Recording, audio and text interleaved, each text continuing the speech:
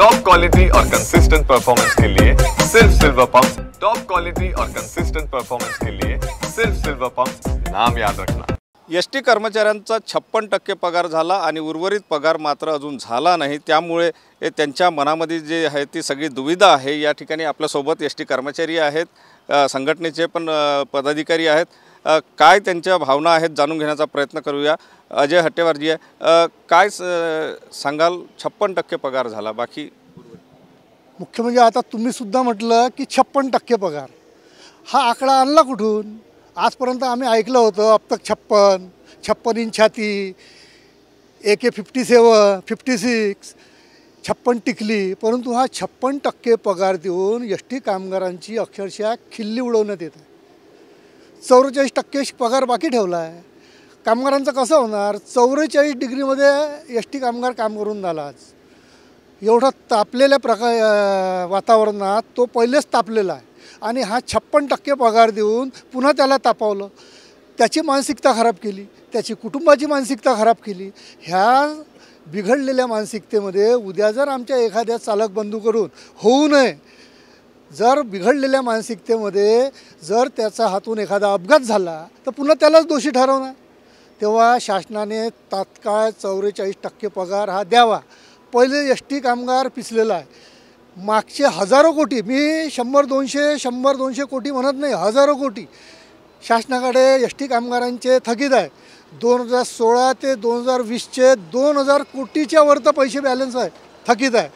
2020 ते 2024 या कालावधीचा आत्ता 8 महिन्याच्या पहिले पगारवाढ झाली तर 2020 ते 2024चे 2300 कोटी रुपये बाकी आहे।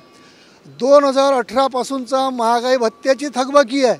2016 पासून घरभाडे भत्ता जो वार्षिक पगारवाढ होते त्याची थकबाकी आहे। इतक्या अनेक हजारो कोटीच्या थकबाकी शासन द्यायसाठी कुचराई करत आहे। त्याच्यासाठी आता पुन्हा आंदोलन होईलच, परंतु इतकी थकीत रक्कम असताना पुन्हा पगार 56% दिला, काय करावं एसटी कामगार? आता भूमिका काय नेमकी? जर तात्काळ जर एसटी कामगारांचा पगार जो उरलेला 44% आहे तो जर तात्काळ दिला नाही तर एसटी कामगार संघटना आणि त्याच्यासोबत ज्या कोण्या संघटनेला यायचं असेल ते सर्व उद्याच्या उद्या आम्ही इथे निदर्शने आंदोलन करणार आणि काळ्या फिती लावून आंदोलन करणार। जर त्यावरही झालं नाही तर भविष्यामध्ये मोठं आंदोलन आणि एसटी कामगारांचा आक्रोश रस्त्यावर शासनाला पाहायला मिळेल। एसटी कामगारांचा आक्रोश शासनाला पाहायला मिळेल। फक्त 56% पगार झाला, अशामध्ये घर कसं चालवायचं हा मुळात प्रश्न नाही, तो मोठा यक्ष प्रश्न आहे की 56% पगार म्हटलं म्हणजे समजा एखाद्याला पूर्ण पगार 30,000 रुपये मिळत असेल तर त्या 56%च्या हिशोबाने तो 17-17.5 हजारापर्यंत पगार झाला। त्या 17,000 17,500मध्ये संपूर्ण कुटुंबाचा गाळा महिनाभर कसा चालवावा हा मोठा प्रश्न आहे आणि भविष्यात त्या अडचणीत त्या कुटुंबालाही त्या अडचणीला सामोरं जावं लागणार आहे। कारण की पगार जरी कमी झाला, 50% 56% झाला, म्हणून किराणा तो काय 56% घेणार नाही। जो मासिक जो सरासरी त्याला 10,000चा किराणा लागतो तो त्याला तेवढंच घेणार आहे, तो काही 5,600 रुपयाचा किराणा घेणार नाही। असा मोठा प्रश्न त्या कर्मचाऱ्यासमोर आणि त्याच्या कुटुंबासमोर मोठा यक्ष प्रश्न उभा झालेला।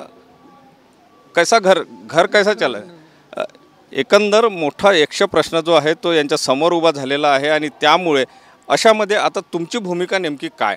उद्या तर आम्ही संपूर्ण नागपूर जिल्ह्यामध्ये एसटीचे कर्मचारी काळ्या फिती लावून शासनाचा प्रशासनाचा निषेध करणार आहोत। त्यानंतर दुपारी 1:30 ते 2च्या दरम्यान मध्यवर्ती बसस्थानकाच्या गेटवर वेतन म्हणजे पूर्ण वेतन होण्याच्या संदर्भामध्ये निदर्शने आंदोलन मोठ्या प्रमाणात नागपूर शहरात होईल। नक्कीच एसटी कर्मचारी जे आहेत ते त्यांचा प्रश्न जो आहे तो मोठा आहे आणि त्यामुळे आता त्यांनी आंदोलनाची भूमिकासुद्धा घेतलेली आहे। लवकरात लवकर जर उरलेला पगार झाला नाही तर मात्र रस्त्यावर उतरण्याशिवाय आमच्याजवळ पर्याय नाही, अशा प्रकारे एसटी कर्मचाऱ्यांकडून सांगण्यात येत आहे। कॅमेरामन साईसह सुनील ढगे, TV9 मराठी, नागपूर।